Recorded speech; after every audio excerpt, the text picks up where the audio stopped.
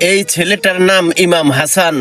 কুমিল্লা শহরের চাঁদপুরের একটা মধ্যবিত্ত পরিবারের সন্তান। গত 1 বছর ধরে সে সপ্তাহে 2 বার ঢাকায় যায় শুধু বেঁচে থাকার জন্য।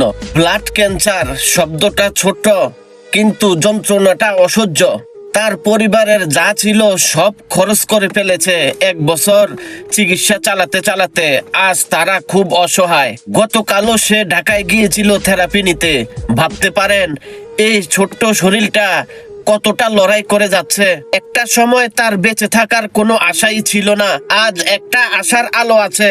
ডাক্তার বলেছে 50 লক্ষ টাকা হলে অপারেশনের মাধ্যমে তাকে বাঁচানো সম্ভব। 50 লক্ষ টাকা হয়তো একজনের জন্য অনেক, কিন্তু আমরা কুমিল্লার মানুষ সবাই মিলে দাঁড়ালে এটা কিন্তু অসম্ভব কিছু না। আমরা কুমিল্লার মানুষ, আমরা কি পারি না একটা জীবন বাঁচাতে, সবাই একসাথে এগিয়ে আসতে? আজ যদি আমরা কুমিল্লার মানুষেরা চুপ থাকি, হয়তো একটা জীবন নিভে যাবে। আর যদি আমরা সহযোগিতার হাত বাড়িয়ে দিই, হয়তো ইমাম হাসান আবার হাসতে পারবে। আপনার একটা সাহায্য, একটা শেয়ার, একটা দোয়া হয়তো তার জীবন বদলে দিতে পারে। দয়া করে ভিডিওটা শেয়ার করুন। ইমাম হাসানকে বাঁচাতে আমাদের পাশে থাকুন।